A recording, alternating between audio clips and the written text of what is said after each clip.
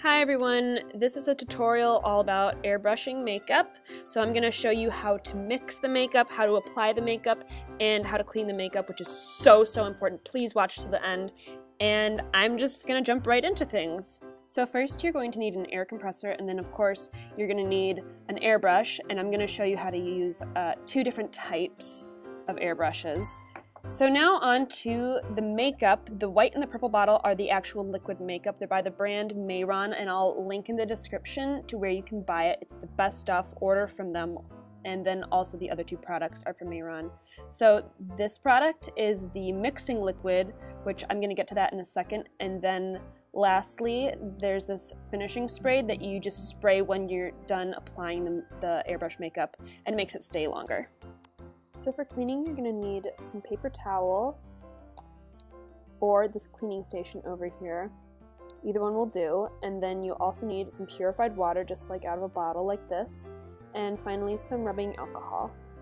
This is a gravity feed airbrush, and you're going to see the little receptacle in the front. I'm going to take the cap off. That's where you pour your makeup solution. Next, I'm just going to show you how to push down and back on the trigger to release the makeup. And then there's this little metal rod in the middle. Don't touch it. It's very delicate, and if you break that, then you break the whole airbrush. Next up, we have the siphon feed airbrush, which is just the opposite of a gravity feed airbrush. The makeup is put into these little bottles, and it's sucked up into the airbrush through this straw kind of contraption. It doesn't matter which bottle you use, you just use the bigger one if you have a lot of makeup, and you just switch the bottle with the little fixture on the top. Once you put your makeup in your bottle, it's very simple. You just connect the bottle to the airbrush and you just push it into the port, and you're good to go. This is the air compressor, and first off, the switch to turn it on is on the side. That's important. This is the pressure gauge, and next up we have the nozzle, which is connected to this black cord. That's where the air comes out of, and you can feel it on your hand when you turn it on. And you'll see there's these little grooves on the side. Those are called threads. It's kind of like a screw almost. There's also, you'll notice, threads on the bottom of the airbrush. That's where we're going to connect the two.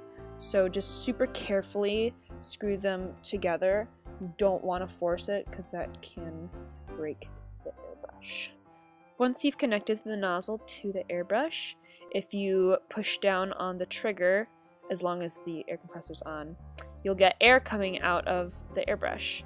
And also the pressure gauge will start to give you a reading, and you can adjust that with the little black knob that's on the very left of the compressor. So here's how to mix the actual makeup. I'm making a lilac color with the white and the purple makeup. There's no special ratio of the actual colors, but make sure that you have a 1:9 ratio of this clear mixing liquid that I'm holding and the actual makeup. And then stir everything together when you're done. And that's it. I'm using a gravity feed for this demo, and once you have your color mixed up, you just pour it into the little receptacle. Then make sure that you put the cap back onto the little container so that the makeup doesn't spill out while you're doing your thing. And now all you have to do is press down and back on the trigger to get the makeup to come out of the airbrush.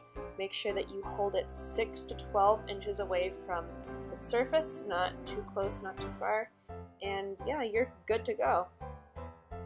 The best thing about this makeup is that it comes off super easily. All you need is a little soap and water, and it doesn't hurt to have a makeup wipe handy, but it's super hassle-free to get it off your skin.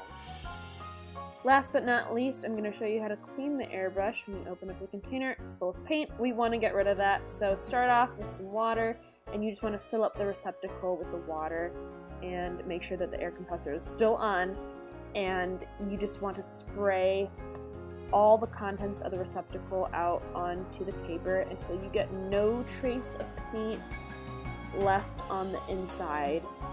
So you can do the same thing with the little cleaning station in the back with the glass in the middle. It's exactly the same thing, it's just a little fancier.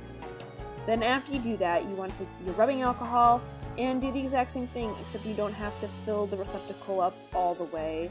But same process of the water, just a lot of rinse and repeating. And that is it. Now you know how to use the airbrush.